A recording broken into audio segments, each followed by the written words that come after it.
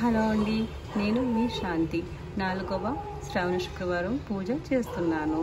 అమ్మవారికి చక్కెర పొంగలి తయారు చేస్తున్నాను. తయారీ విధానం చూద్దాం. ఈ కప్పుతో పెసరపప్పు తీసుకున్నాను. ఈ కప్పు పెసరపప్పు ఒక కళాయిలో వేసి ఎర్రగా వేయించుకుందాం. పెసరపప్పు చాలా స్లో ఫ్లేమ్లో వేయించుకోవాలండి. స్లో ఫ్లేమ్లో వేయించుకుని ఎర్రగా వచ్చే వరకు వేయించుకోవాలి. ఒక 10 minutes టైం పడుతుందండి ఇది వేగడానికి. అయితే పెసరపప్పు తీసుకున్నాము. అదే కప్పుతో 2 కప్పులు రైస్ తీసుకోవాలండి. జస్ట్ కడిగిన రైస్ అలా తీసుకోవాలి.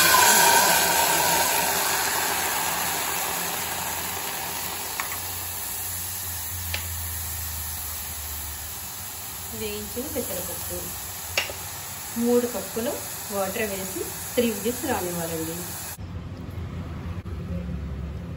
3 విజిల్స్ వచ్చాక మనం దీన్ని ఆఫ్ చేద్దాం. ఫ్లేమ్లో పెట్టుకుని 3 విజిల్స్ రానివ్వాలండి.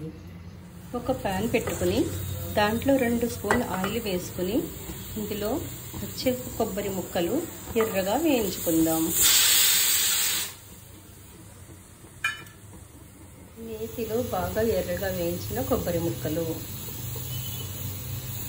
ఇప్పుడు అదే ప్యాన్లో బాదం పప్పు, జీడిపప్పు, పిస్తా పప్పు, కిస్మిస్ ఇవన్నీ మనం ఎర్రగా వేయించుకుందాం. బాదం పప్పు, జీడిపప్పు అన్నీ ఎర్రగా వేయించుకుని పక్కన పెట్టుకున్నామండి. ఇప్పుడు ఇదే ప్యాన్లో 1 కప్పు బెల్లం పొడి, ఈ కప్పుతో తీసుకున్నానండి. అదే కప్పుతో షుగర్ పౌడర్ వేస్తున్నాను. షుగర్ పౌడర్ని వేసి కొంచెం వాటర్ వేసి మనం కొంచెం జీడిపప్పు కాదు కొంచెం పాకం వచ్చేదాకా వీటిని మరగనిద్దాం. కుక్ చేసిన రైస్ పప్పు తయారైందండి. కొంచెం ఇలా పలుకుగానే ఉంటుందండి. ఇప్పుడు మనం తయారు చేసిన ఈ బెల్లం సిరప్ ఇందులో వేసుకోవాలి.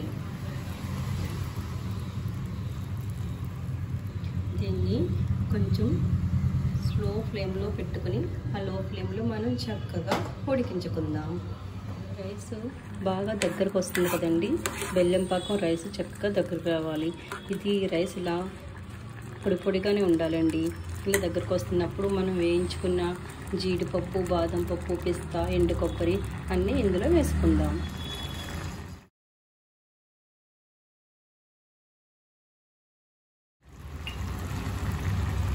చిటికెడు యాలకుల పొడి కూడా వేసుకోవాలి. ఇదంతా బాగా దగ్గరకు వచ్చిన తర్వాత మనం చిటికెడు పచ్చికర్పూరం వేసుకోవాలండి. మెయిన్ మోస్ట్లీ చక్కెర పొంగలికి టేస్ట్ రావడానికి 2 స్పూన్లు లాస్ట్ 2 స్పూన్లు నెయ్యి వేసుకుని చిటికెడు పచ్చికర్పూరం వేసుకుంటే చాలా బాగుంటుంది. చాలా అంటే చాలా ఒక పించ్ అన్నమాట పచ్చికర్పూరం వేస్తున్నాము. వస్తుంది కదండి. దగ్గరికి వచ్చే ముందు 2 స్పూన్లు నెయ్యి వేసుకుందాము.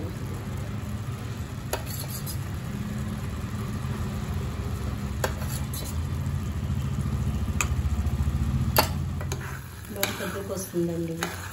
ఏదైనా కుకింగ్ చేసినప్పుడు కుకింగ్ చేసిన వెంటనే స్టవ్ని చాలా క్లీన్గా పెట్టుకోవాలండి. మనం వాడిన ఏదైతే వాడుతున్నామో ఆ పాత్రలన్నీ చాలా నీట్గా క్లీన్ చేసి అప్పటికప్పుడు మనం స్టవ్ని క్లీన్ చేసి పెట్టుకుంటే చాలా శుభ్రంగా వారికి 4వ శుక్రవారం నేను సమర్పించిన చక్కెర పొంగలి.